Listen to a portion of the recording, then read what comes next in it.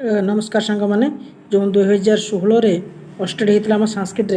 तार question answer to discussion करना चलन देखा प्रथम लिखाई कौन देखा आविष्कार पद्धति का तो समस्त जानते आविष्कार पद्धति कौन ना आरोह पद्धति ठीक अच्छे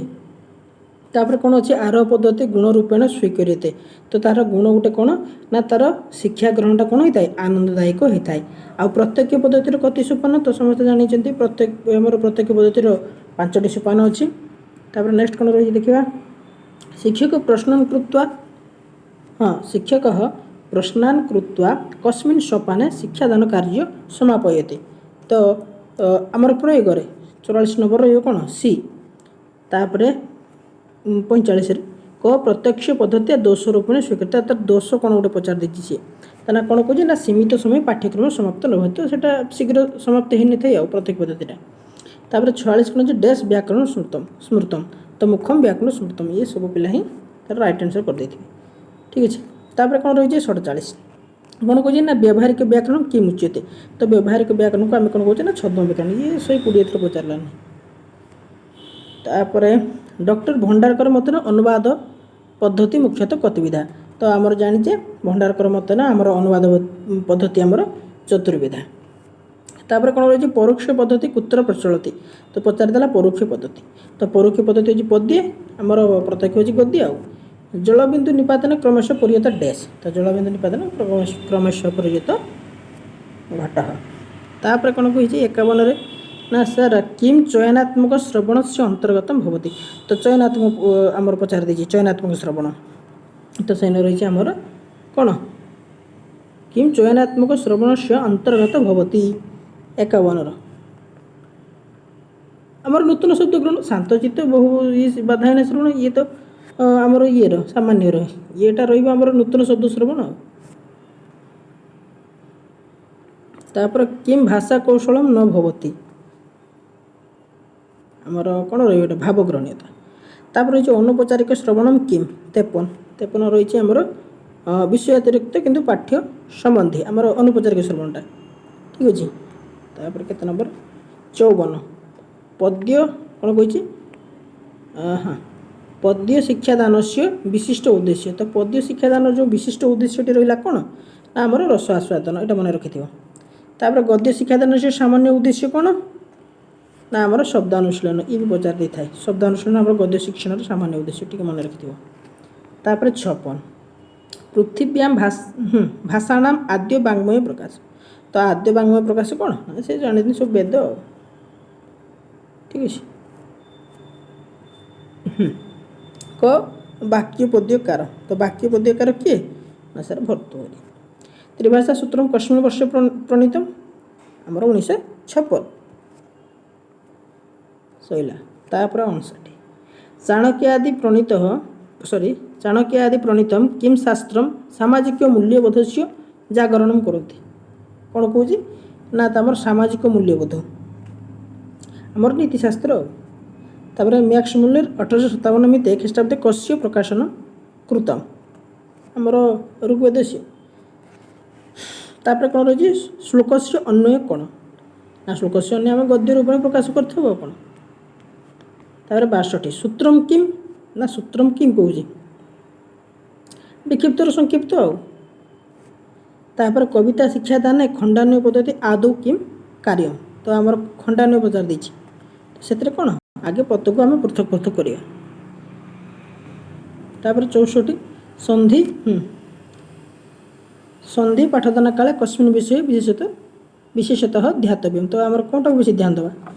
आमर स्वर विज्ञान विषय मन रखिथे ये परीक्षा पड़े जे संधि पाठ समय आम स्वर विज्ञान विषय ध्यान देवा तापर ह्यूरिस्टिक प्रणाली भवती तो ह्यूरिस्टिक प्रणाली से कौन कौन आमर प्राक सैद्धांतिक ज्ञान अवगमन तापर हाँ कश्य प्रतिष्ठित संस्कृतम संस्कृत तो सब जानते कि आम विल्सन के मत भारत से प्रतिष्ठित संस्कृतम संस्कृति सत्ता ठीक अच्छे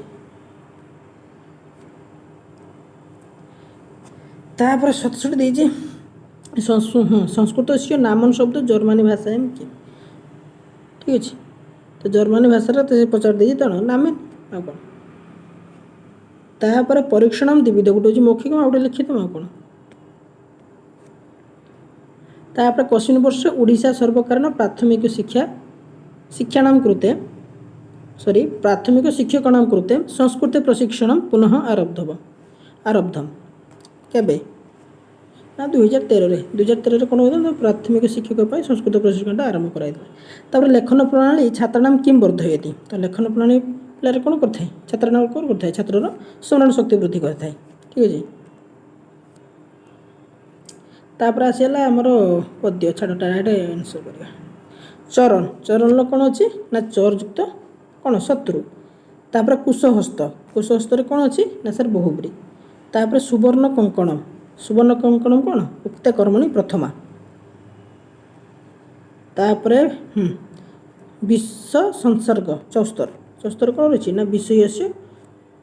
संसर्ग तापर कौन रही 75 भद्राणी माने कौन भद्राणी माने कल्याणी तापर रही नित्वार कौन रही प्रत्यक्ष पचार दी ना नियुक्त कृत्वा प्रथम दिवसे कर्मधारय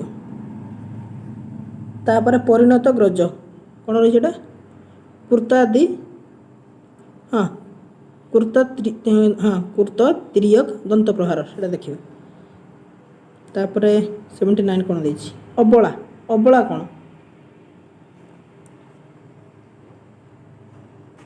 तो अबला हूँ कि ना स्त्री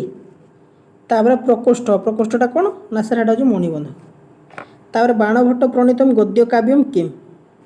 आमर बाणभट्ट प्रणीत गद्य काव्य हूँ आमर कादम्बरी जानी कथा हूँ आमर कादम्बरी आख्यायिका हूँ आमर हर्षचरित तार गीत गोविंद कति सर्गा तो गीत गोविंद सर्गा आम 12 सर्गा कौन अच्छे तापर कौन रही श्रीहर्ष से रचना का तो श्रीहर्ष रचना से पचारि आमर नैषध्य चरित कौन तापर कश्य कवे है पदलालित्य प्रसिद्ध तो पदलालित्य पचारि दंडिन पदलालित्य तापर वैराग्य शतकम केन प्रणीतम तो वैराग्य शतक आम भर्तुरी आ कौन तापर 86 ना हाँ तापर नलचंपू केन विरचिता विक्रम भट्ट उत्तर रामचरितम इति ग्रंथ से रचयित भवभूति एन कौन अच्छी तापर पति शब्द रूप पचारा पति पंचमे एक वचन पचार दे पति हु बी तापर रही 90 इदम नपुंसकलिंगे द्वितीय बहुवचन पचार दे से नपुंसकलिंगर द्वितीय इमानी तापर चतुर स्त्रीलिंगे द्वितीय तो चतुर कौन हम चतस्र स्त्रीलिंग पचार कौन अच्छी छाड़ तापर 92 इंद्रस्य स्त्री कौन ना सर इंद्राणी तापर दशरथ से कति पत्नी आसन तीसरा स्त्रीलिंग अच्छी उपधायित कह परिभाषिक अर्थ अंत्यवन से पूर्ववर्ती बन अलंत्य उपधा कौन अच्छे 94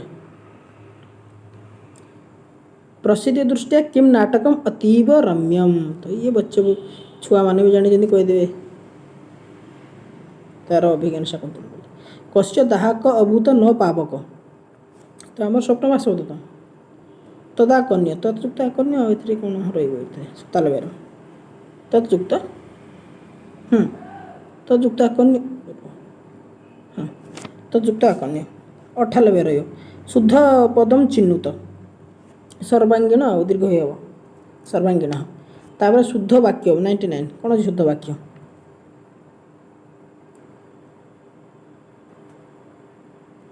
जननी पूज्यास्पदम सी रही पूज्यास्पदम तार 100 अधलिखितेषु कुत्र स्वाभाविक सत्व होती स्वाभाविक कौटी आमर भाषते सी भी हो पार षण्मास भी हो पार देखिए